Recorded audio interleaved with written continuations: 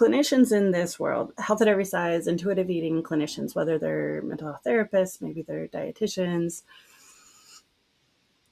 maybe they've really done their work to dismantle fat phobia and their internalized weight stigma, and maybe they have some and not as much with others. And so there's a study done with folks in the field, asking them to really have a little bit of awareness about their own maybe subconscious bias. And the tricky part there was there was a really extraordinary high attrition rate with the survey that they did. And so it was one of those things where it's like you need to answer right away, and that like reflexive answer to an image wasn't going very well. And so I say that to, we talk about that in trainings in the dietitian world too, of like it's all around us, and it's not just outside of us, it's also inside of us, and dismantling it from the inside is super hard. We don't have a lot of supportive places that we get to talk about it this way. So I say that to normalize it. I also say it because it's never done.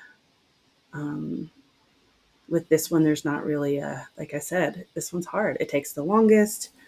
For some people, it always feels loud. And so building skills around it and building compassion around it is the number one thing. Okay. Yeah. Yep. Yeah. The other thing is the folks who wrote intuitive eating, it was a diet. I don't know if you know that. It was like, yeah, originally this was back in, I think it came out in the 80s. I saw them at a conference and they talked about this. Originally, it was like, if you eat intuitively, you'll stop stress eating and you'll lose weight. And then people didn't lose weight. Some people did sometimes, but it was not at all a surefire way to advertise weight loss. And as they learned and grew as clinicians, as they started doing some deeper work about dismantling weight stigma, it shifted. And now they're kind of known as like the anti-diet people, but that's not where it started. And that says a lot, right?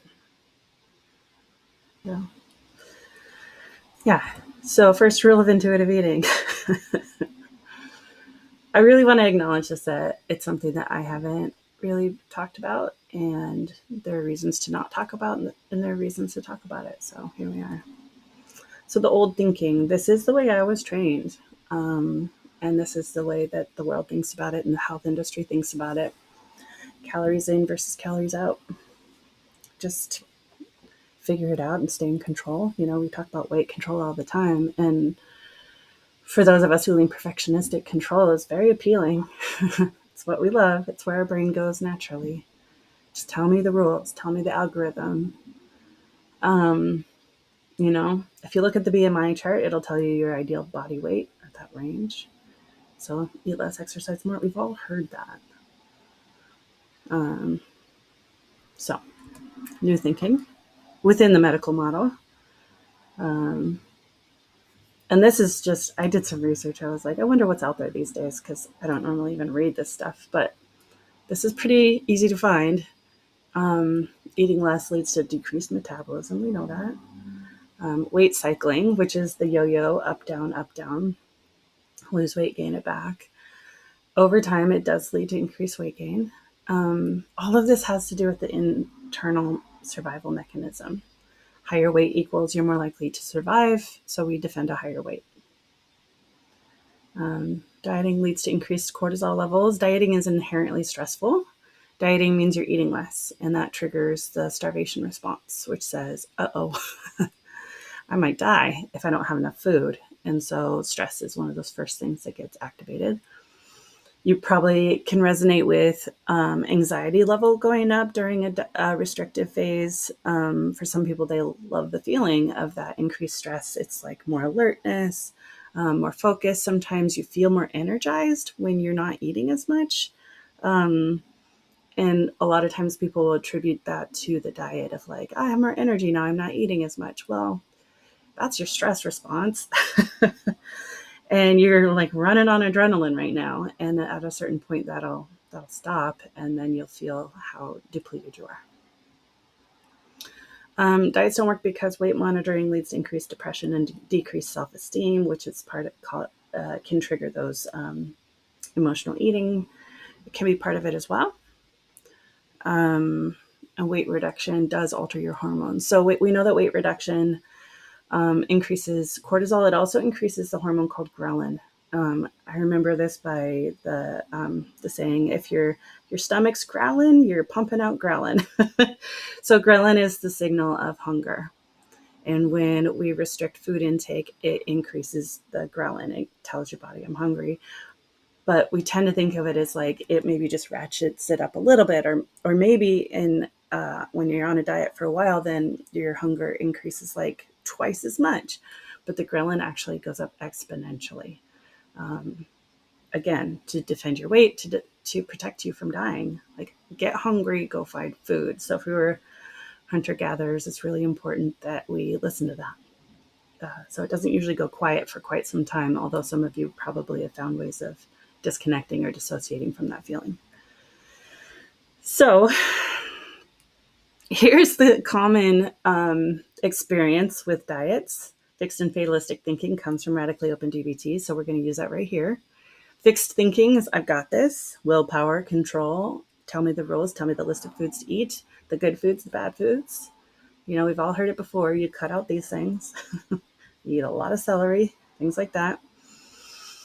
And then the fatalistic thinking, which is just like, fuck this, I can't do it.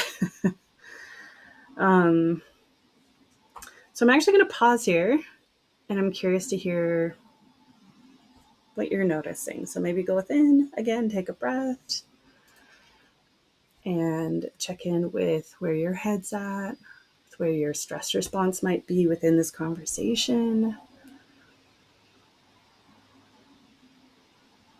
Maybe noticing if you're a little amped, like, ooh, I want to fight you. Or maybe you're noticing some of this fatalistic experience of like, same story, diets don't work, there is no hope.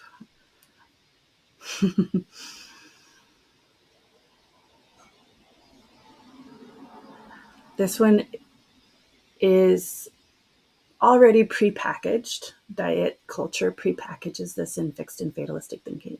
This is not you. Either you're on the diet or you're not.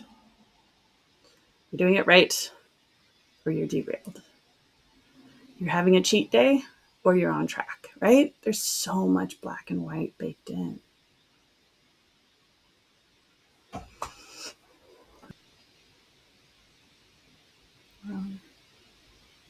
Yeah. Yeah. The sadness makes sense. There's always a grieving process here. My hope is that the inner critic turning it inward, like a blame, like, how could you do this to yourself? That we can find some compassion, because you didn't pick that, you didn't make this up, and you're part of the system that is deeply, deeply embedded, and you haven't ever had a break. Um, this is one of the hardest things. It's like confronting, letting it go means grieving these past experiences, and now I'm here. I never got to know this when like, there are folks growing up now who are 10, 12, 20, and that they're learning this now. Because this is the moment in history where people are talking about it differently, just starting to, right? Openly. And so all of us grew up in different decades, and it's so different. Yeah. I did this presentation talking about blame. This is not a self-blame thing. I know it's hard though. I did a presentation for a group of, it was iron workers in Portland on the South Waterfront. There's, one of the oldest companies is based down there. And it was a group of like 300 folks, mostly iron workers and their partners. It's a lot of men and their wives. And it was really geared towards them. And they were like, all right, Lene, I want you to do a presentation on healthy eating and help these guys lose weight. Which is not what I did. And so here we are, a huge group of folks, and it's like, all right, we're going to talk about how bodies work. I didn't make this up. I don't make the rules. This is just biology that no one talks about, that you probably haven't heard your doctor talk about. I'm like, how many of you have been on a diet? Almost every single hand in the room went up. Okay. How many of you lost weight on a diet? About 80% of those hands went up. I was like, okay, lots of you. Okay. How many of you gained the weight back again? Hands went right back up again. And then I asked, how many of you blamed the diet for failing you? And one asshole raises his hand. He's like, yeah, failed me. You know, exactly that face. But oh my gosh, my heart when I saw that really the only person who raised their hand was like loudly trying to be a jokester about it. And everyone else was like, no, I failed. No, you didn't. Your body did it right. You tried with all the information you were given to do it right, and it failed you. And doctors have failed you, and the world has failed you. This grief, that's hard to grieve, right? Part of the reason we tend to blame ourselves is that then we can grapple with it. It's more concrete. If the world is this innocuous idea of like systems and you know this anthropological lens of like this moment in history is when humans have started to talk about things differently, like that is complex grief. Now it's hard to really pin down and understand, how do I grieve this thing?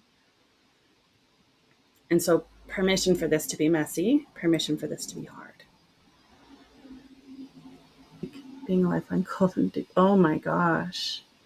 Ooh, I just got goosebumps. Mm-hmm. Being in a lifelong cult and deprogramming from that, yeah, I've heard people who have grown up in cults and they've done work around that, and then they come into this work and they're like, oh, this is parallel. I've done this before. Yeah, yeah, yeah, yeah. And you mentioned your niece at 4 years old having that talk, and a lot of people don't know this, but eating disorders tend to emerge at age 4, age 5. For boys, it's usually 4 or 5. For girls, it's usually 5 or 6. And you know, we tend to think of it as like maybe it's around puberty or maybe it's teenage years or college years. No, it's so much younger because of family of origin is usually what's precipitating it. Um, yeah, leaving a cult behind, then you can be part of the culture at large. But leaving this behind, then you're not part of the culture at large. Um, People might think you joined a cult. They might look at you that way. Um, so it's lonely. It's hard. It is. It's so multifaceted, and it gets so deeply connected to identity and sense of safety and sense of worth. You know, we can talk about the patriarchy and how men have had power for so long, and how it was. I mean, that was like your number one job, is to get a man. You know, it wasn't that long ago where that was literally true. Like women couldn't vote, they couldn't, you know, they couldn't do a lot of things without a man, and so it's either be an old maid and live with your parents. Like you couldn't get a loan and buy a house. You couldn't do any of these things. Your survival depended on being appealing to the male gaze. And now we're trying to shift that. And it is like such a kick in the head because for so many of us, we've experienced the safety that comes with being in a bigger body and turning down the volume on the male gaze and having that sense of safety of being a little more invisible. And that can feel great, like a relief. And it can also feel awful, like, wait, what happened? And I think dismantling this has so many layers that go very deep into our sense of identity and safety and connection to others. Am I lovable? Am I accepted? Am I wanted? Those things matter a lot more than the number. But when we're talking about that number, it's usually what's beneath it. So, okay. I wanted to share a little bit more, and we're going to do another check in before we wrap. Okay. Back to why diets don't work. Okay, real talk. So last time I did I did a diabetes education training about 7 years ago, and it was deeply fat phobic and focused on weight loss. And these were some of the things that came. This never came up when I was in college, but now this is some of the things that the weight loss medical mind is saying. Like, also we need to look at these things. We know genetics are a factor. We know sleep is a really big factor. Studies on people who work nights or work swing, that it impacts their weight differently than folks who don't. Hydration, hormones, that one's talked about so much right now. Thyroid, of course. Things like noise pollution. So living in a city, living near a busy street, we usually don't think of that, but has a big impact on heart health. Also has an impact on weight. Environmental exposure, so pollution, plastics, things in our food, pesticides, hair products. The list is long. I read this study, and they were calling them obesogens, and these things that were potential like hormone disruptors or things that might impact your weight regulation because of these, like, basically toxicity buildup. So, cleanses have become really popular in the weight loss world related to this, but that cleanse isn't going to help you lose weight. Trauma history, sadly, unfortunately, I mean, it's hard enough being a survivor of trauma, but then there's the ACEs study, which is pretty robust now. It's been going on for a while, and early childhood trauma does impact weight outcomes. Allostatic load, you might not have heard of this before. Allostatic load is probably most familiar in the context of racism, and looking at studies of folks who have that ongoing, constant microaggressions because they're a person of color, is a level of stress that they live with every single day. And whether they're experiencing those aggressions and microaggressions or are just scanning because now they have to be aware of it, maybe aware for themselves, maybe aware for their children, that is an everyday level of stress that you can't self-care your way through that. And so that level of stress does impact health outcomes and your weight as well. There's a study that is also linking that impact on of allostatic load on folks who are in bigger bodies, because of weight stigma, fat phobia, and microaggressions towards people in bigger bodies. I mean, it's things like people don't smile at large people as often. People don't even look at larger people as often. Sometimes they look at them with a lot of negative facial expressions or social signaling. And then that is also causing more everyday stress, which then in turn impacts your hormones and so on. So, not fun news, but this is the world we live in. Gut health. We know that our nervous system exists in our cerebrum, in our brain, in our head, but we also know that our nervous system exists in our gut. And it's a two-way street. We actually have more neurons in our viscera, in our gut, than in our cabeza up here. And then those nerves fire and help us to think and process the world. And then these neurons fire and help us to digest our food. And so it is a constant conversation. Gut dysregulation is really predominant in our world because of so many things: stress, busy life, mind-body disconnection. Food plays a role, and it does impact how we regulate our weight. So, um, so this is the diet binge cycle. Some people call it the restriction binge cycle. Everyone I've ever shown this to has said on some level, "Yep, that's me." I think this is endemic